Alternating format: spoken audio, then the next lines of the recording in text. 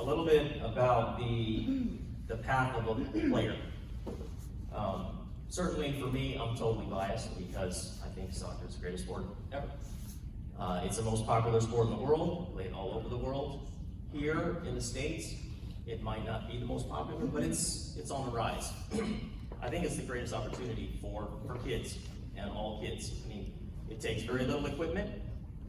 You don't need a certain number of players to play. You can go out and find a patch of land or grass, or a lot of times when you're growing up playing on dirt, to get a little game in and play.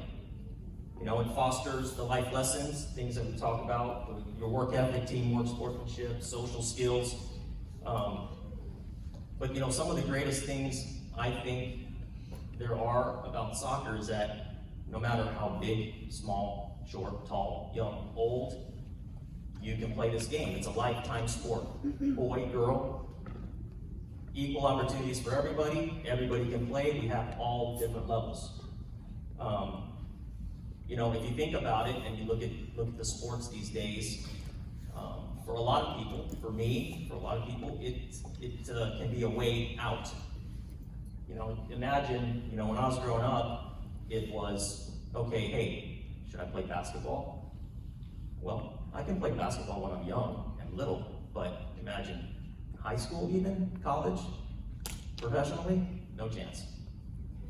Baseball, even these days, you have to be a pretty big, strong person to compete at baseball, whether you're a good pitcher or you can hit the ball out of the park. Well, I mean, I think I hit a double once when I was 12. I remember at 12, all-star baseball, you know. The good memory I have is hitting a double. The other memories I have are striking out to a high fastball and my coach whacking me on the butt walking into the dugout. The other one was, I remember throwing a high hanging curveball and this guy rocking the ball about 60 yards over the fence. After 12, I was pretty much done. And then with football, you know, I asked, you know, Mom, can I play football? And she just said no, and that was the end of that. So it was like, what are you gonna do? Okay, well, we're gonna run around and play soccer. And then it's stuck. So, you know, real quick, my path in soccer, I started out like a lot of your kids did, recreational soccer. I grew up in Phoenix, Arizona, played recreational, U6, U8, U10. At 10 was the first time I had an opportunity. A buddy said, hey, why don't you come out and try out for a competitive team? I said, yeah, okay, why not? I went out, tried out, I got cut. Wow, okay, so this is what it's like, but I love playing, so I just went back on my rec team for a couple more years, and then finally, 12, 13, I played on a level 4 or 5 team, competitive team, out of 7 levels. A lot of kids playing in Phoenix, even back in the day, many, many moons ago. But I stuck with it, and finally, at U16, I ended up on a first team, and it wasn't even the best team in the state, it was just a first team at a local club. And then at 17, 18, I finally ended up on a top team that was good enough to win state and maybe play at the regional level, like we talked about earlier. And then beyond that, you know, and there's a lot of opportunities for your kids too, if you put in the time and the energy and the effort. But beyond that, I was able to go to college for almost nothing. I think over 4 years it cost my mom a couple $1,000s. And nowadays, you know, that won't even get your application done. It's crazy, the costs associated with that. And then beyond that, I was able to play professionally for 6 years, a couple years indoor and a few years outdoor. So the levels of play that we have at BRSC, as you can see here, recreational, academy, junior, competitive, we're always looking to make these better. We're always looking to improve them as well. So we started a program called Rec Plus. It's not up here, but for those players that are staying on teams, it's an additional way to get professional training with coaches that we give a curriculum to, lesson plans to, that they have to follow. We require them to work on their coaching education and get licensed. And then After academy, you have junior competitive, and then we also have another level we created, which is called challenge. And many, many years ago, it was called Rec Plus, but now, so we're calling it challenge, and it's just a way to allow good coaches and teams to stay together, but still play at a competitive level. But we do it together under our umbrella. And then, starting at 11, we have competitive.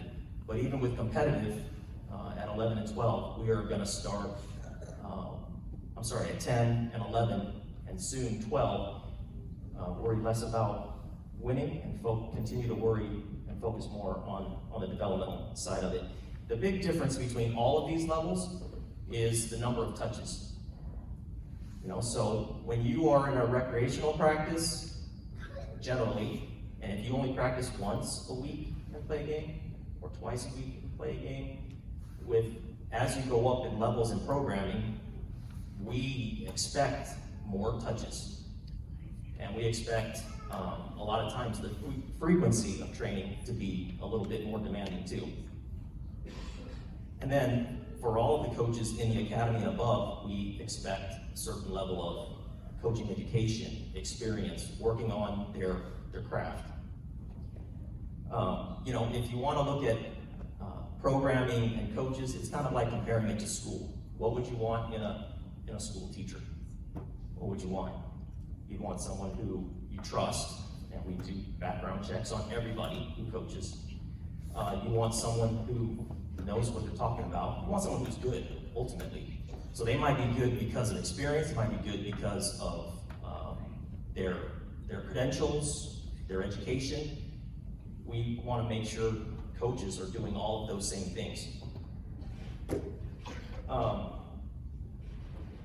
So expectations for you folks, parents, we just want to make sure the kids are having fun and they're developing. The thing is, when we start worrying too much about winning, and it happens very young, but the more you worry about winning, then coaches start worrying about where players have to play so I can win. Coaches worry about how much playtime certain players should get so I can win. Coaches might change how they're going to play. They might just put everybody in a box to try to win. At certain levels, and as you get older, 13, moving on, that makes sense. But when you're younger, the kids just want to play. And we should just be encouraging them to play, have fun, develop their skills, get better. And they will last. We want to try to get all these kids at least through puberty. If you can get your kid and keep your kid playing through puberty, it's a good chance it's going to stick. If you worry about it too early and success and winning too early, it's a good chance they won't even make it to the end.